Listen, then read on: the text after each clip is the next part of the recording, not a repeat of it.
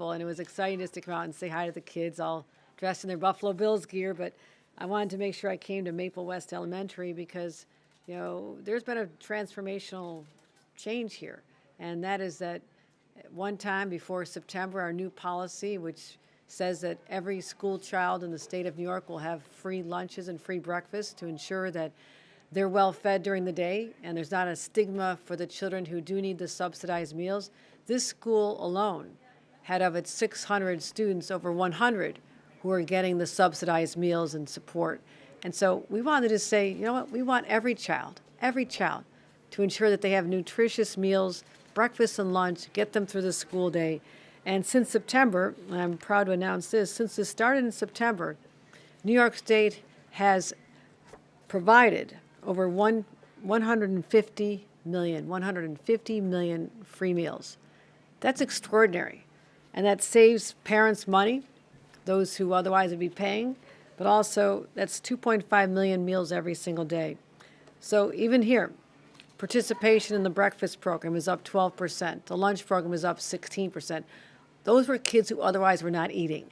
And that is how we're changing people's lives every single day, making sure our kids have a good, healthy start to the day, and also taking some of the burden of not just the expense, because the typical family has to spend $1,600 per year per child to cover either the groceries for making the breakfast and lunches or to cover the cost in school. It also gives you time back. This is time back for busy parents who don't have to worry about making breakfasts or lunches for their kids. So I'm proud of this, and we're looking forward to finding out from more schools what they're doing. But it's all about putting more money back in families' pockets, and that's exactly what we're doing here at Maple West Elementary in Western New York. Any on-topic questions? Start with on topic.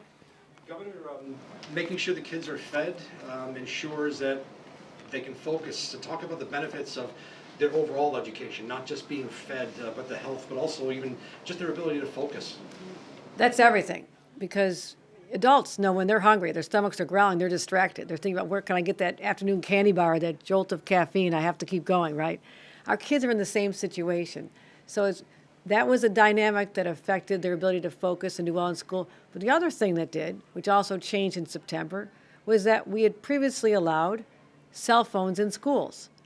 And I got a report last week on how successful this has been. I did roundtables here in Western New York, all over the state for over a year and a half, finding out one of the challenges, what are the barriers to our students performing even better. And one of them was the distraction. So I'm proud that 93% of schools across the state reported that it was a smooth rollout. I think that defied expectations. People thought there'd be more opposition and pushback. It went very well. 83% said they can tell there's a more positive learning environment, and 75% said that the educational outcomes are improving. That's all just since September.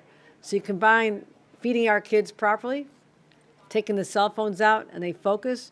This is a recipe for kids exceeding and outperforming the way it had been in the past in New York. So I'm really proud of both initiatives. You make this announcement here in Williamsville, and what about some of the benefits of this in maybe some of the more rural communities in southern parts of Western New York and elsewhere, where it's far and few between, where there's houses maybe every half mile and everything. No, it helps. We're here in Williamsville to spotlight the fact that a community that people assume is more affluent. We had 100 children in a school of 600 whose families qualified for subsidized meals, and that's the point to make.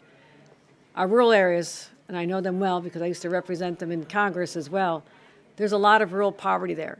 And what I'm proud of is that this alleviates the burden of a family having to spend, if you have 2 children, $3,200 less you have to spend a year on buying the groceries or having to send the kids with school lunch money. So it's about that, but it's also about the accessibility of the rural areas. This absolutely benefits them as well. Any other on topics? All right, we'll have time for a couple off topics. We'll start with Jeff. Yeah. Good afternoon, Governor. Hi, Jeff. Just wanted to get your thoughts on 2 items either on your desk or under your review right now. First, do you intend to repeal the 100-foot rule? And secondly, if you could, the governor of Illinois today signed into law the Medical Aid in Dying Act. Where does that stand in terms of your review? Do you intend to sign each, and if so, why? I appreciate the questions this week. but I still have a little more time on the clock to review them. And so my policy has not been to disclose until I have a chance to talk to the parties involved about my position, do any final last-minute negotiations, and all bills must be signed. The ones that have been called down, I think, by the 19th or so.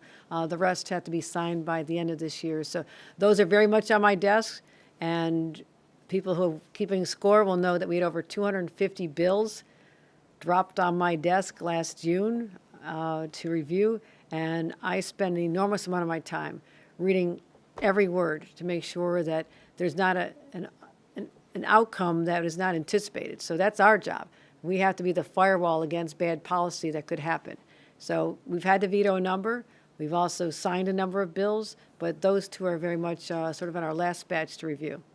The Medical Aid in Dying Act, a lot of local community activists are really trying to push that, to get that done, to help people who are, suffering and wanting this option. I mean, what's your message to those people that are calling for this to be signed? No, it's been on my desk. We're looking at it very closely, and this is a very difficult one. There's a moral aspect of it, a religious aspect of it as well. Factor all those considerations, but for me personally, I have to set aside my religious upbringings in this case, as I've had to do in some other tough situations, and do what I think is best for the people of the state of New York. And so the conversations are ongoing, and all will be told in a couple of days. This will be resolved very shortly. Is there a waiting Time for period one more. that needs to be part of the medical aid in dying? Is there anything that, any waiting period for that? Our legislation that we're looking at right now, I think we better just wait and see what that looks like. And then real quickly, if I could, I think this is one of the first trips, if not the first trip, since the state pushed back the all-electric movement and the energy shift. Just your thoughts in terms of that decision and just kind of where things go with that. Well, that's because we're in litigation over that. I mean, that was something that when people take us to court, it stops programs until and policies until they're settled. And so I'm very proud of my environmental record. I'll tell you right now, we are on track. We've already exceeded our solar goals, for example, for renewable energy. We've already exceeded them a year ahead of schedule. Some of the other ones that I'm a firm believer in, offshore wind downstate and hydroelectric power and others, some of them, solar and wind, have been stymied by the Trump administration. We had a robust plan to be able to build more renewables here in the state of New York, get them activated on a very aggressive time frame, and then they suspended the subsidies for them, the tax credits, the incentives to do it, and literally shut down offshore wind. That's a complicating factor that was never anticipated when the law was passed that set forth very ambitious goals back in 2019. And also the reality is after the pandemic, there were supply chain disruptions. And we thought we'd be further along in some of these areas. Some of the projects had to literally pull the plug because it wasn't financially viable for them anymore. So I am committed to hitting the goals. I just can't change the world around me and affect what Washington is doing right now or the supply chain challenges that have stymied where I want to be. So I'm a believer in doing what we can to shift our focus to renewables, but also affordability is a huge driver of our decisions. And I need people to understand we have to look at what's good for the environment, but also what's good for families, and focus on the fact that utility bills in this state are more excessive than they should be, and that's why I'm leaning hard into an all-the-above approach. Hydroelectric power is strong. I'm bringing even more down from Hydro-Quebec, but also I want to lean into nuclear. I think there's great opportunities here in upstate New York and strong interest, and expediting the process to move nuclear along so we can have that clean energy, a reliable source, in addition to the other sources that I want to be developing. All right, time for one more. Can I Jeff, get then one we more on gotta go. affordability, Governor, please? Sure. The cost of car insurance in New York, there are ads, I think, running here in Western New York, sort of pointing that out, where that stands amongst the country. What can you do as governor, what can the state do to take a hard look at how expensive that is and how that can help New Yorkers here? No, they're shockingly high. I mean, the cost of car insurance, and it's critical. Your car is your lifeline to your job and to your education and to your medical help if you're sick. There are other parts of our state where they have more public transportation available, but upstate New York, and I know your car is your lifeline. But to have costs that are so prohibitive now for families, where your childcare costs are up and your utility bills are up, and to have our car insurance bills so high, it's all directly related to the insurance premiums put on New York State because of very high litigation costs. I mean, that is a huge driver here, more than other states. So I will tell you this is something I'm looking very seriously at in the next session of the legislature and in my State of State address. So I hear the cries for help and relief for family and businesses and people in the trucking industry. These are real concerns, and I'm very attuned to them right now. All right, thank you, everyone. Thanks, everybody. All right, we gotta Thanks, go. Governor. All right, thank you.